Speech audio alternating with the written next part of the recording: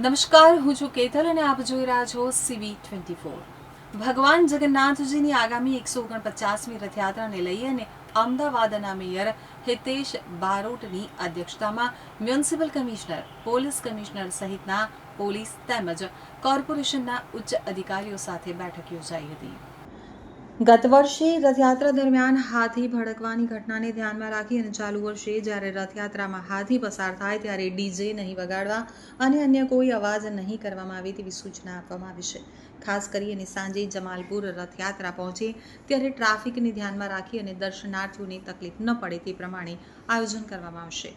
Mayor Hitesh બારોટે જણાવ્યું હતું કે આગામી 149મી રથયાત્રાને લઈ અને મ્યુનિસિપલ કમિશનર બંછાનિધિ પાની, પોલીસ કમિશનર અનુપમસિંહ ગહેલોત સહિતના ઉચ્ચ અધિકારીઓ સાથે બેઠક યોજાઈ હતી। ભગવાન જગન્નાથજીની રથયાત્રા શાંતિથી અને વ્યવસ્થિત રીતે નીકળે તેને ધ્યાનમાં રાખી અને બેઠક યોજવામાં આવી હતી। તો પોલીસ કમિશનર અને મંદિર તરફથી જે પણ સૂચનો કરવામાં આવ્યા છે તે સૂચનોને ધ્યાનમાં રાખી રથયાત્રા ઝડપથી નિજ મંદિરે પહોંચે તે પ્રમાણે આયોજન કરવા અંગેની ચર્ચા કરવામાં આવી હતી। તો પોલીસ કમિશનર અનુપમસિંહ ગહેલોતે જણાવ્યું હતું કે આગામી 16 જુલાઈના રોજ ભગવાન જગન્નાથજીની 149મી રથયાત્રાને લઈ અને મેયરની અધ્યક્ષતામાં બેઠક યોજાઈ હતી, જેમાં ગત વર્ષની રથયાત્રાના અનુભવને લઈ અને મંદિર તરફથી જે સૂચનો કરવામાં આવ્યા હતા તેના ઉપર ચર્ચા કરવામાં આવી હતી। ગત વર્ષે હાથી ભડકવાની ઘટના બની હતી તેને ધ્યાનમાં રાખી અને જ્યારે રથયાત્રામાં હાથી પસાર થાય ત્યારે ડીજે નહીં વગાડવા અને અન્ય કોઈ પણ પ્રકારના મોટા અવાજ નહીં કરવા સૂચના આપવામાં આવી છે। તો રથયાત્રામાં ટ્રાફિકની વ્યવસ્થાને લઈને પણ ચર્ચા કરવામાં આવી છે। ખાસ કરીને જમાલપુર જગન્નાથ મંદિર પાસે સાંજે રથયાત્રા પરત ફરે છે ત્યારે મોટી સંખ્યામાં લોકો દર્શન કરવા આવે છે ત્યારે ટ્રાફિકની સમસ્યા સર્જાતી હોય છે। જ્યારે જમાલપુર મંદિર ખાતે રથયાત્રા આવે ત્યારે ટ્રાફિક બંધ રહે અને 2 વ્હીલર સાથે કોઈ તકલીફ ન પડે તે પ્રકારે આયોજન કરવામાં આવશે। ખાસ કરીને રથયાત્રા સાંજે પરત આવતી હોય ત્યારે શાહપુરથી લઈ અને માણેક ચોક થઈને જમાલપુર મંદિર સુધી લાઇટિંગ વ્યવસ્થાને લઈને પણ ચર્ચા કરવામાં આવી છે। તો અમદાવાદ મ્યુનિસિપલ કોર્પોરેશન, પોલીસ અને અન્ય વિભાગો સાથે મળી અને રથયાત્રા સારી રીતે શાંતિપૂર્વક નીકળે તેની ધ્યાનમાં રાખી અને તમામ પ્રકારની ચર્ચાઓ કરવામાં આવી છે।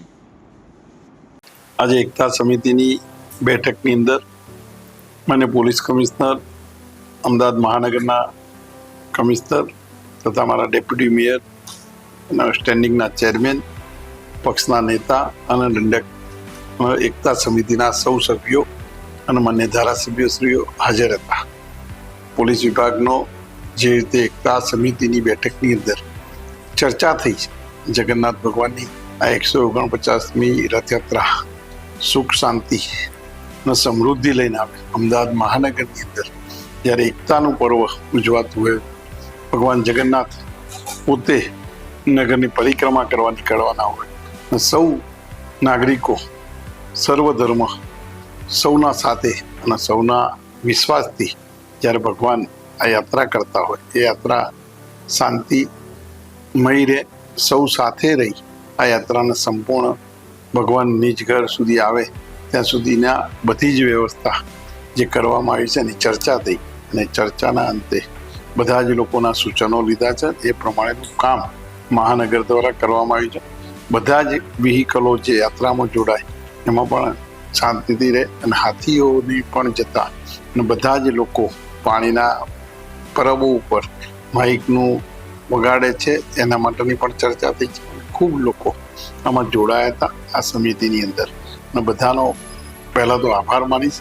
આ સમિતિ જે આજે વાત કરી છે એ પ્રમાણે આખા યાત્રાના સ્વરૂપની અંદર કોર્પોરેશન અને પોલીસના મિત્રો દ્વારા જે સહયોગ મળી રહ્યો છે અને સહયોગથી આ યાત્રા સંપૂર્ણ સલામતીથી અને સુખમય રહે એવી આશા।